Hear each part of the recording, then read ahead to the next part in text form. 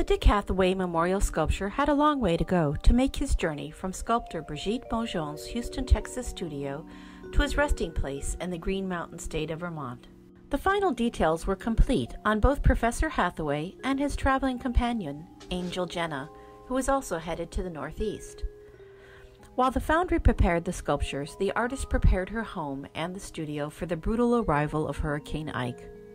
Her thoughts were on these precious creations, as well as her family, friends, and neighbors, as they battled the storm and its devastation. The days after the hurricane were spent finding family pets like her pond turtle Tilly and helping neighbors recover from their destruction.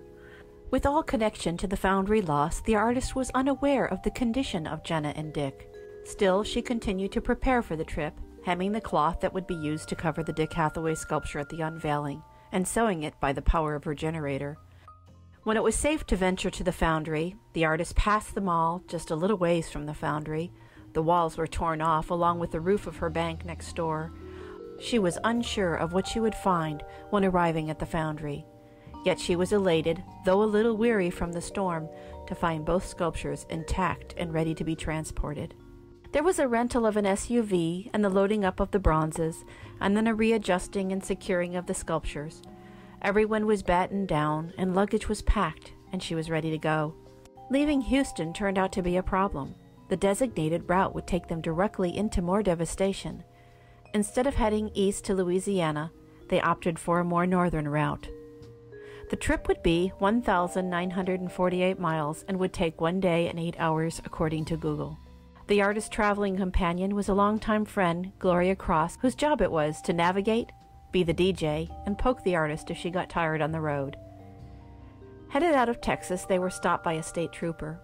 "They'll think it's a body," declared Gloria. The trooper was so startled by the sculpture, she asked if she could take a picture for her captain. It appeared Dick Hathaway kept the girls from getting a ticket. In each state they passed, they collected souvenirs for the Hathaway sculpture to be auctioned off along with other memorabilia of this event. The souvenirs were as follows. In Texas, a thimble. In Arkansas, a keyring toothpick holder. In Tennessee, Tennessee whiskey jam and a pose from the sales clerk. In Kentucky, a deck of playing cards. In Ohio, a corkscrew. In Pennsylvania, a small mug. In New York, wild blueberry jam. These items will be sent to the T.W. Wood Gallery along with Dick Hathaway's sculpted and signed shoe. Those who knew Dick Hathaway know that he loved a good auction. Hopefully, these items will raise a bit of money for the T.W. Wood Gallery and keep the memory of Dick Hathaway alive. The last leg of the trip took Dick through the Adirondack Mountains, where Bridgette and Gloria found the Send Help sign on the back of a map. They also learned not to sleep in the clothes that you cook in. It's a bear thing. Their cell phones didn't work, and they certainly had enough traveling munchies in the car to tempt any bear, so stops were kept to a minimum. Crossing the ferry from New York to Vermont was the last part of the journey, and seemed surreal, partly because of the beauty of this place and partly due to the exhaustion of the long trip. The last resting place for the two was Betsy's B&B down the hill from the Vermont College campus. After an early breakfast at Betsy's, the maintenance crew at Vermont College helped the artist unload the sculptures. Dick was placed on the bench to check the fit. Everyone had to step back and reminisce.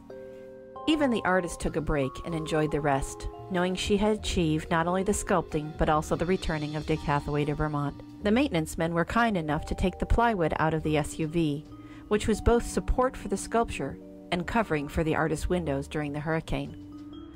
The sculpture is mounted to the reinforced park bench, and the satchel is secured to the concrete. Those enjoying the beautiful autumn day looked on at this event in wonder. "This little girl will grow up knowing Dick Hathaway," the artist thinks out loud. Jenna is alone for now, but soon her parents will come from Maine to bring her home as well. Joyce Mandeville, the curator of the T.W. Wood Gallery, sees the sculpture for the first time and sheds happy tears. Later, the artist rests on the bench and reviews the T.W. Wood collection. The sculpture is ready for the unveiling and draped for the event. The artist returns to a special spot in the mountains where she had taken a photograph years before when beginning the project, and now she leaps for joy. The work is now done, and she can take in the surroundings of Vermont, absorbing in the fragrance of autumn and pine as she hikes in the mountains, enjoying the color and the textures, while Dick patiently awaits his unveiling. Jenna's parents arrived early for the unveiling to see their baby. Love and remembrance seems to linger throughout the entire day. When Richard Hathaway's son arrives, he receives a preliminary peek and a pose with Dad. Later, friends and family gather to remember the man, the friend, and the colleague, and await the unveiling of the sculpture that everyone worked so hard to bring home. It was an emotional event. After the unveiling, whispers were heard. "I'll come back when I can be alone." Others walked right up and looked. Many took photographs and viewed the details. Some posed with the sculpture, while others looked on from a distance.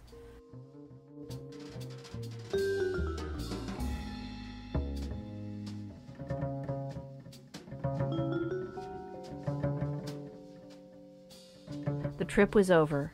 Dick was in his place, and Baby Jenna was headed home. And the artist was ready to drive back to New York and Niagara Falls to visit family and then to fly home to Texas. The artist remembered a moment after all left the unveiling when 3 students of the nearby culinary school were walking through the campus. They touched the sculpture and looked in amazement. "Wonderful! Who is he? He must have been very special," they asked. The artist told them about the man and how we should all have a little of Dick Hathaway in us. She initiated the reaction that she wanted to, and in that, the work and memory of Richard Hathaway lives on.